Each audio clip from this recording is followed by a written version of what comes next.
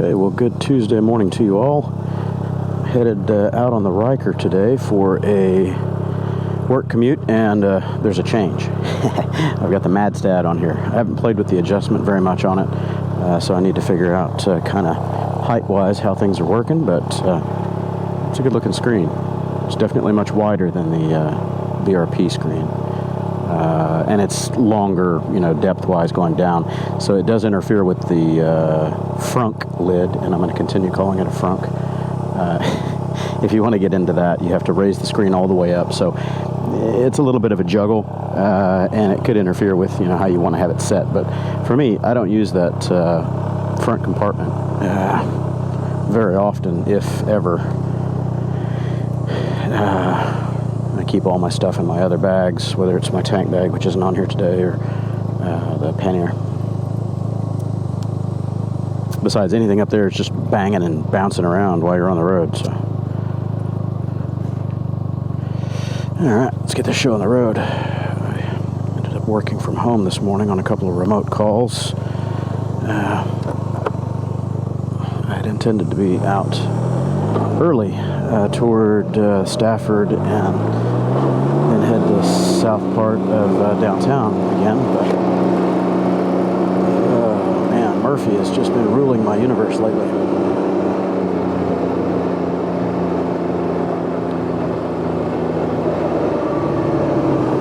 So I took the Ryker around the block, or around the neighborhood, after I installed the screen the other day, but I haven't really had it out on the road, so this is really going to be its first road test. And I can tell that I probably want to bump it up a little bit.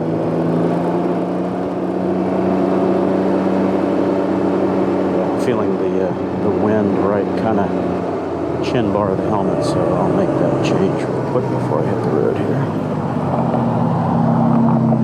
Loosen the two adjusting knobs just a hair. Give it about another half an inch up. Now, you guys are looking into it, but my eyes are still 3 or 4 inches above that. So, it should be good. I don't like looking through screens, because when they get dirty or whatever, then that's just impedes your vision.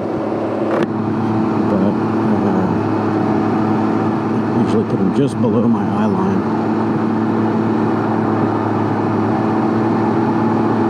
Of course, I'll have to play with the rake adjustment on this to get the angle set properly. It took me a little bit of fiddling on the 500X, but it wasn't very long. A couple of hours riding one day, just playing with different wind conditions, and I found the sweet spot.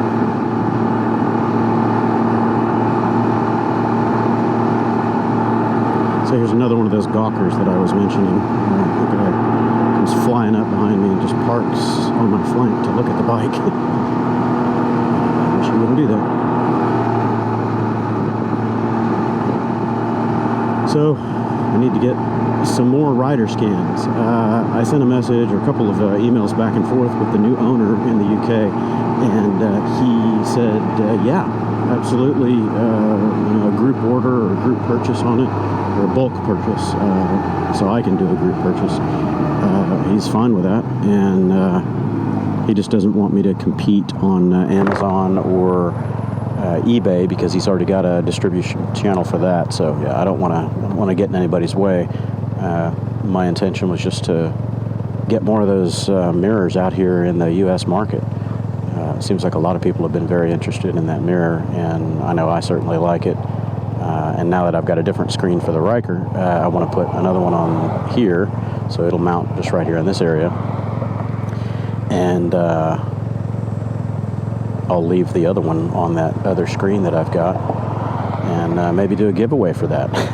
I know somebody that is probably going to be the recipient of that windscreen, but we'll see how that goes. So I'll just send the screen out with the mirror attached to it, and Merry Early Christmas.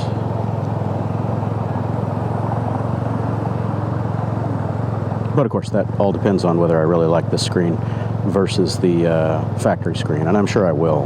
This is just, it's bigger, there's more real estate, it's more open looking in the front, I did go for the light gray tint. You can kind of see a little bit of difference, you know, looking through it there.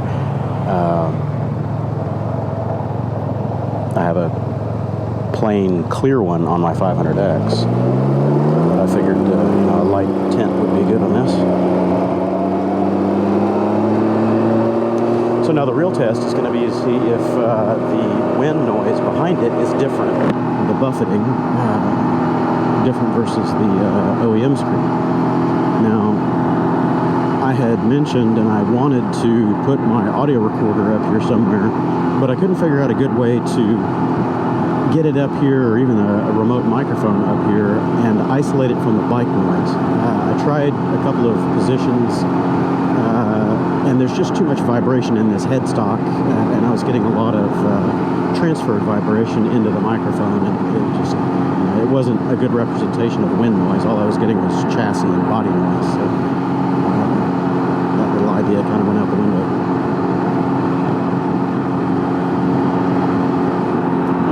I am slowly catching up with my huge backlog of video that I've been recording video almost every day, or every time I ride. I just haven't had any time to do the editing and posting.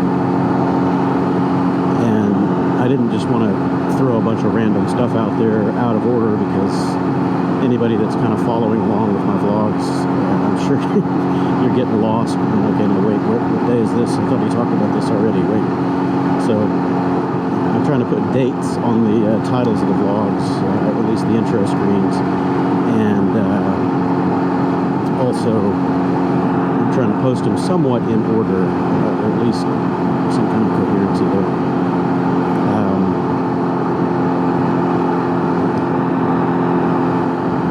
I have a few tasks on my to-do list that I'm trying to get knocked out before my road trips that are coming up soon. I have 3 or 4 road trips that I'm going to be doing over the next couple months. I've got the Texas Fall Hangers group for the hammock hangers. That's in November. I have Formula 1 up in Austin. I'm going to be taking, very likely, this is 100%, but very likely, I'm going to be taking a long Super Cub trip up to Hutchinson, Kansas. So that'll be about 1,500 miles round trip on the Cub, on back roads. So that'll be fun. And that's going to be this weekend, Labor Day weekend. So I'm trying to get this stuff knocked out before I go, because obviously when I go, the queue of videos is just going to get deeper, and all my work is stacked up still waiting for me when I get back to the editing bench. Not to mention everything that I've added on because of the trip. So anyway, my goal is to kind of have the vlogs posted within a day or two of the recording. That way it's still fresh and somewhat pertinent, weather conditions, whatever's going on in the world. So that's my goal. I don't know if I can stick to it. As I've stated before, I ride every day, I commute every day, I work. It depends on the week, but never less than 60 hours a week. So I'm always doing this stuff. Whether I'm posting the vlogs or recording my activities is, kind of depends on available bandwidth. But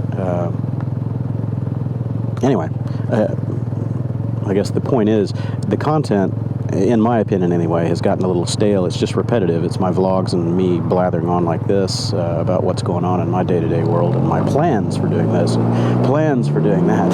But I haven't been able to get to my plans because the work keeps getting in the way. And anyway. So now finally in the fall season, I'm going to be making time regardless to do some of my road trips and moto camping and things like that I've been waiting for, stocking up on all year.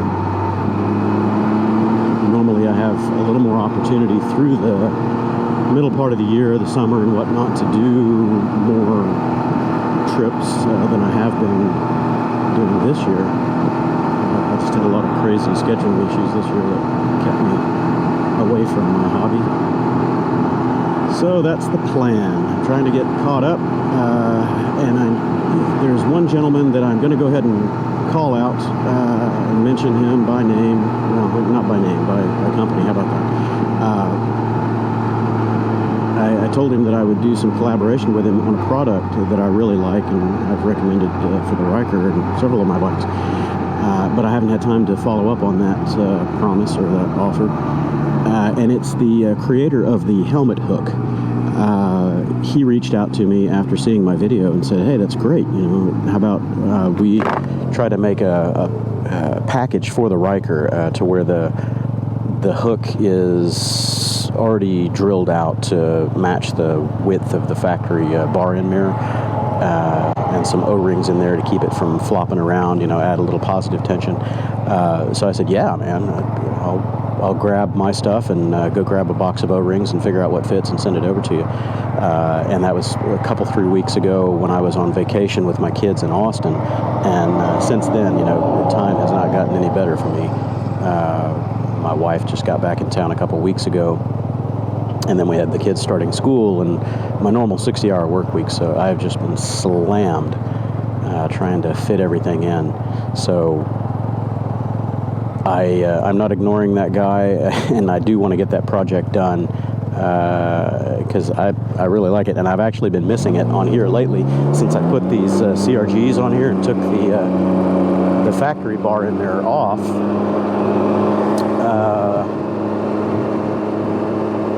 My helmet hook went with it, so because I'd already drilled it out for that particular diameter. So anyway, I've been missing it because I keep wanting a place to hang my helmet while I'm standing next to the bike and suiting up in rain gear or whatever. I don't like it just sitting on the seat or sitting on the back because it might fall off or whatever. This is a $1,600 helmet rig I'm rocking here, so really don't want it to go tumbling onto the ground. And that helmet hook is really good. I mean, you hang your strap or your D-ring or whatever right off of it, and it keeps it away from the bike. It's fantastic. I had it on here for a couple months, and it's great. Every time I get off the bike and I'm just walking away from the bike for a minute, I go to unconsciously hang the hook right there, and it's not there, or hang the helmet right there. So I'm going to get that done soon, hopefully, maybe this week. I don't know. It's hard to make promises right now, and by the time you see this video, that collaboration will probably already have happened. So stay there. Oh, and it's steamy today. God, it's hot. Low 90s right now. It's like 10:30 in the morning. Low 90s, and humidity is high 80% range. It is brutal.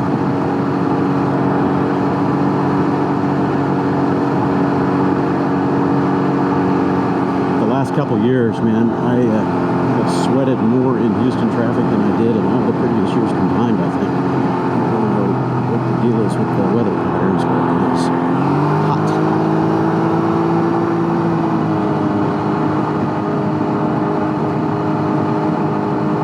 Okay, so here's a good test. Dude, are you going to get over? You're supposed to scoot over, genius. Nope, he's not going to scoot over, he's not going to yield. That's really good.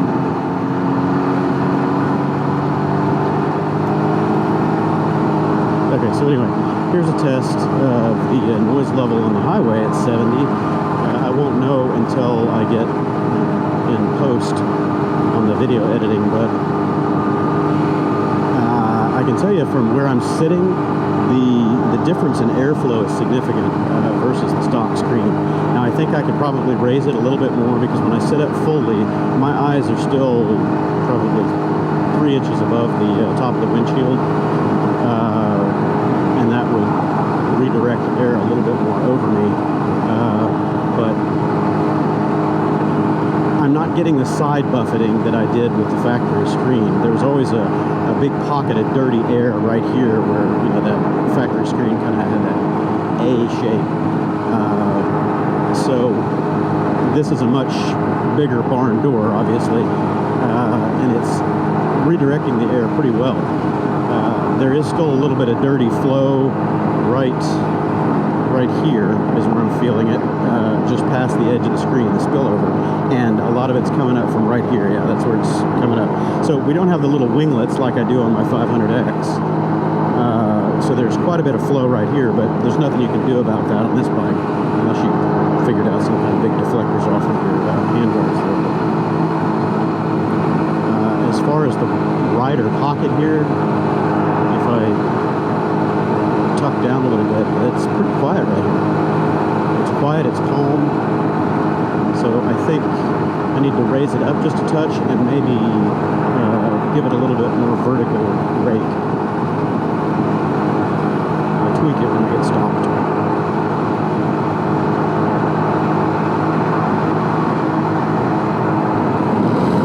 Still got about an inch of throw in my brackets. I don't know if you can see it. I'm looking forward to putting my helmet over here. So right here, I've still got about an inch of vertical adjustment to go. And of course, I could have gotten a taller screen. This is the 18-inch, and they have them in 20, 22, various heights. I just didn't want it to be too high in the lowest position, so I didn't know how that was going to work out. At any rate, this is the 18-inch light smoke version.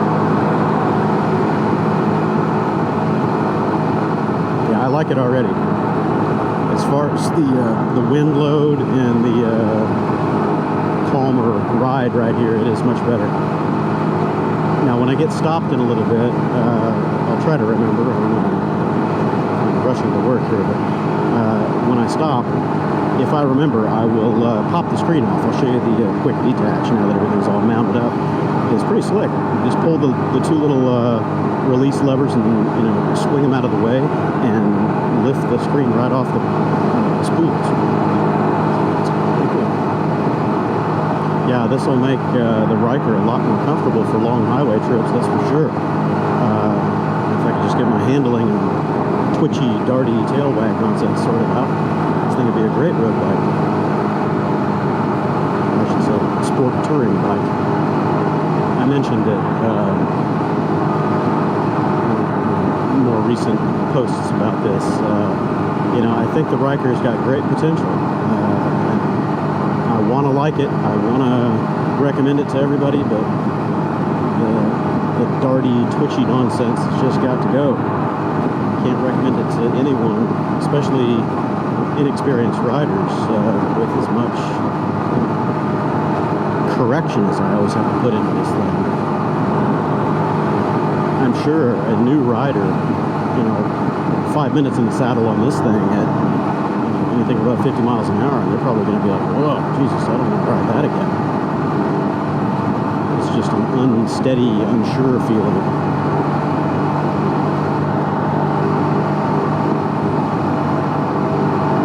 So again, going back through my videos and posting comments and doing whatnot, I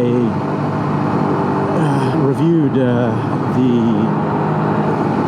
posts from a guy on the Spider Lovers forum who lives in Tyler, Texas, and he's got a rally, and he had very similar problems as I do, and he's about my rider weight, and he had fought his for several thousand miles and got tired of the nonsense, and taken it back to his dealer multiple times, saying, hey, this isn't right, and his dealer was good. They stuck with it, apparently, and they went through multiple tests and iterations trying to figure out what was causing it, and I'm not sure if they changed out his tire treads or not. I couldn't tell by his posts, but he said that they did the laser alignment and they got it sorted out. So I might ride this up to Tyler, Texas, between Dallas and there's Longview over there. I apologize, I can't remember the name of the dealer right offhand, but call them, make an appointment, see if they can schedule me in one day, and I'll just take a road trip up there.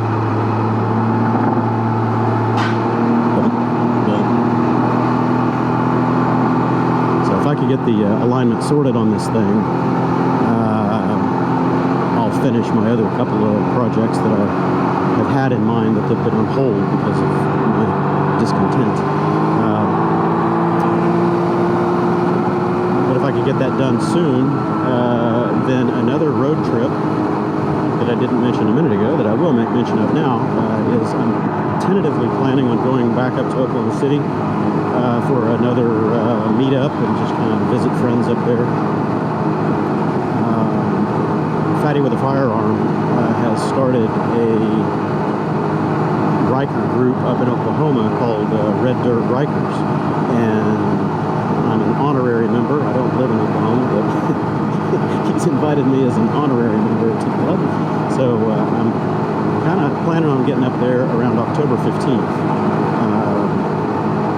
working out my schedule. And of course, before that trip happens, I would really like to get this thing in line, so maybe I can take it up there, on the way up to Oklahoma for that trip. So I'm only fighting it 1/3 of the way up there and back.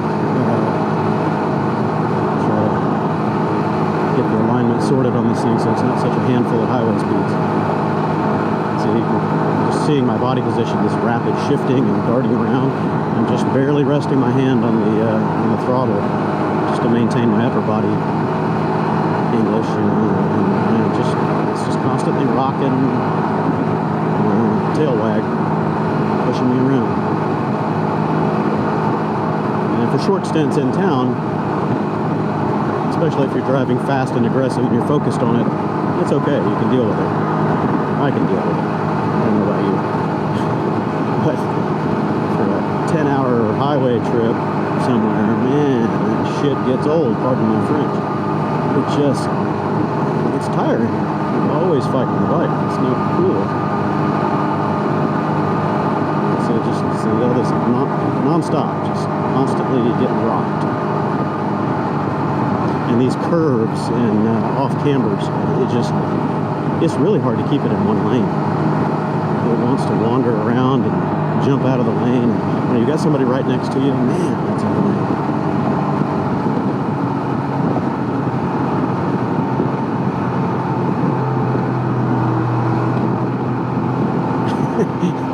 I was thinking about it the other day. Revzilla has their beard scale of difficulty for their projects and product install videos and stuff like that. I need to come up with my own Ryker sphincter scale of difficulty. Riding this thing, highway traffic is constant. 5 or 6 on the sphincter scale of 0 to 10.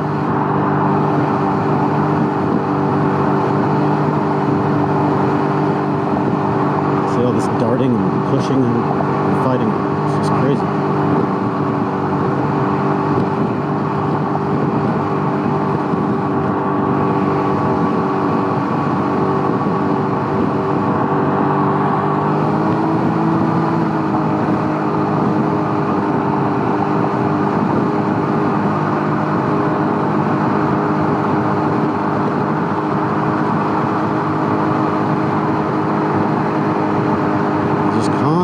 Constant, non-stop left, right, left, right, left, right. And it's not me correcting on the bars. Several people have mentioned that in comments in earlier videos about, no, it's not doing it, it's you on the bars. You need to loosen up your grip. I can't have my grip any looser, man. I'm floating above the bars. If I have my grip any looser, I'm just going to be doing a Superman above the bike.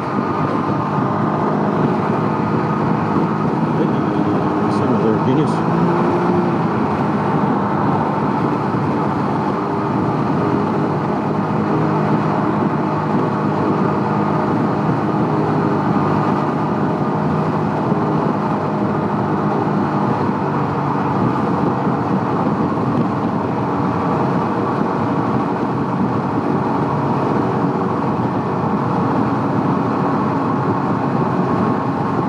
So, the MadStad screen, I'm already liking a lot. I don't foresee going back to the BRP Sport windscreen. So, anywho, I'm getting close to my client side, so I'll shut it down in a minute.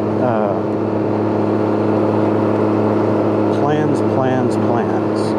Always got a million plans and never enough hours in the day to get them done. So that's the short list. Trying to catch up on the video editing to be somewhat current. take this thing over to my dealer to have them check the fuel pump. And I don't know if you can already hear it whining. It whines whenever it warms up. And other people have said that yes, that is the fuel pump, and yes, it is under recall, and yes, they've had problems with theirs. So that's on my short list. And then beyond my normal work issues, sometime over the next couple of weeks, I want to try to get an appointment up there with the dealer in Tyler, Texas, and see if they can tackle my alignment issues. And then I'll ride up to the Oklahoma City meetup with the Red Dirt Rikers group and hang out for a day or two. Moto camp, probably. Visit some of my friends up there that I haven't seen in quite a while.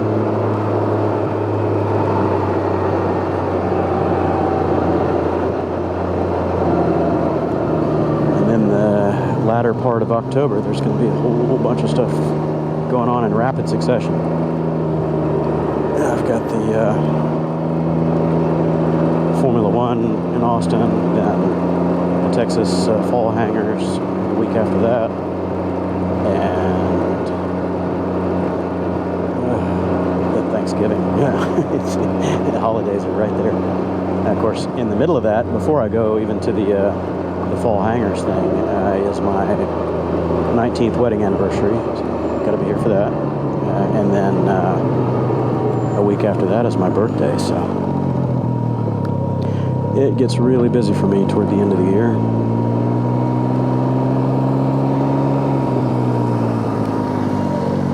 Okay, well, I'll shut it down now. Thanks for tagging along, everyone, and I will rejoin you for my afternoon ride. Okay, so I almost forgot. I said I was going to take the screen off, so let me show you that real quick. The little locking tab things are right here, and you just pull out on that and rotate it down and out of the way on both sides, and the screen just lifts right off. It's pretty cool. Get this one, rotate it forward, and slides right off. So if you wanted to leave this thing at home on a hot day and you're not going to be doing freeway speeds or whatever, and you want the air in your face, there you go. That's what you end up with. So that's just sitting on the front of the bike. Doesn't look bad, and remounting it is pretty much the same animal. You just get it lined up, give her a wiggle jiggle, I hope, rolling, wiggle it down, make sure it seats down on there all the way, and then you just roll your little locks back into place.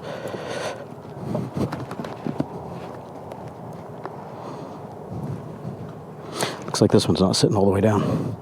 Yeah, just give it a push. The little spools on here are tight, and that's good, so it doesn't rattle. So you just kind of have to give it a good push, and seats right on there. So good stuff. I like it.